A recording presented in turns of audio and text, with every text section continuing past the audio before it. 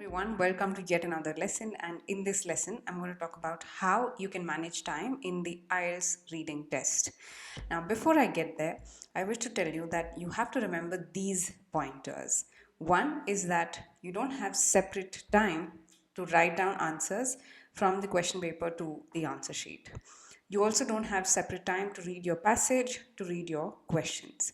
So everything has to be done within the 60 minutes that you're given, and you have 40 questions to answer, whether you're taking the IELTS academic test or whether you're taking the GT test. Now I have slightly different time management strategies for the two patterns.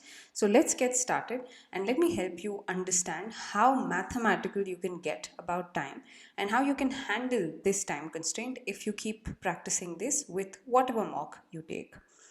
Now, if you wish to take a look at reading specific content, you can watch my lessons here in this playlist, and there are lessons on true, false, not given, matching headings, and also a lesson on speed reading. You can also check out other lessons on the other sections as well, including some on vocabulary and grammar.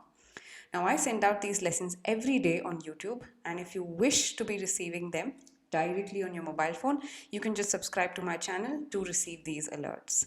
Right, so let's get started with this lesson without any delay. Okay, so before you start understanding how you should be splitting time, you need to understand what exactly is your time limit. Now you have 60 minutes overall for both the academic and the GT test, and take a look at the number of passages that you will have for the academic test. It's 3 passages. For the GT test, it's about 4 to 5 passages, and they're split among 3 sections, right? So ideally, for an academic test taker, you should be giving 18 minutes per passage. And if you are a GT test taker, you should be giving 30 minutes combined for sections 1 and 2 because they contain shorter passages, and then 25 minutes for the last section.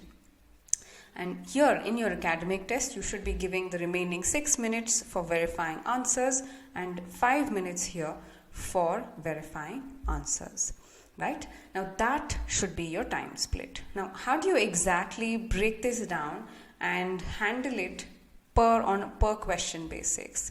Let me help you understand that as well. Now, I said that you have 60 minutes and you have 40 questions to answer. That makes it about 1.5 minutes per question. You can take more or less, but on an average, this is the amount of time you spend. And this time should be same for all passages. So break this time down and maybe have more time for questions like matching headings or matching information, and maybe spend lesser time on the easier ones like multiple choice or fill-ups. Right? So that way your average of 1.5 minutes per question is maintained. Moving ahead to the GT test, you can do this. You can spend 2 minutes per question if you're doing the longer passage, because that's where identifying locations of answers is difficult. But for the shorter passages, you cannot take more than 1 minute per question. So that makes it roughly about 7 to 8 minutes per short passage. Now remember, in your GT test, you have short passages that last for 7 to 8 questions, or even lesser sometimes. In those cases, you cannot take more than 1 minute, and for the larger passage, you're allowed to take more time. Roughly the same content that I said for academic test as well. Okay, so when you break this down for yourself, it becomes easy, and you can track time for shorter passages and longer passages separately if you're taking the GT test. But remember, if you're taking the academic test, because all your passages are of the same length, you should be taking only as much time per question. If you have to get this mathematical about timing, and if you have to be so clinical about your time, what do?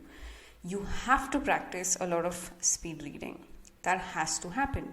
And you also have to keep improving your vocabulary, because only then can you understand text faster, you can reach your answers faster. That will happen, right? And thirdly, you have to have 100% concentration. At no point can you lose or phase out from what is being given in the passage. Last but not the least, this is probably the simplest thing to keep in mind, but use a pen or a pencil to underline or mark text. Now, in your computer delivered test, you have this option to highlight text, just like what I'm doing right now. And when you right click, you will be able to type notes. So please take a look at the official IDP website. You will be able to understand how a reading test looks like for a computer delivered test. Now, for a pen and paper test, you may understand that it's just done with a pen or a pencil. Okay, so this is important to achieve because you have to complete the test, and at no cost can you lose score because you lost track of time. Okay, right? So I hope the lesson helped you, and let me tell you what I do in my advanced classes. What I do is I give them intensive practice in the reading area, helping them keep a track of time, helping them understand why they're reading slowly or why they're reading fast, giving them questions on various areas, spanning over various difficulty levels. And I also coach them on skills such as speed reading and help them do skimming on their own. Now, I do both guided practice, as in I help them learn with examples, and also without, as in they also do self-practice, just so that their concept understanding becomes better. And when they take a mock test, all of these skills come handy, right? So if you wish to know about my programs, you can fill up the admissions form and we will contact you and tell you which program suits you the best, right? So I hope you liked the lesson there, and I also hope that you gather insights and use them. But most importantly, remember, it does not happen that you can become good with time overnight. It takes a lot of practice, and it also takes a lot of skill building. Okay, which is why my guided newspaper classes also will come handy to you. So I'm just tagging that playlist here. Please make sure that you attend at least one class live and do the rest of the classes on your own. As in, read the articles and do the same exercise on your own. Okay, so I'll see you in another lesson. Until then, you make sure that you're practicing, you're consistent, and you're safe. Bye-bye.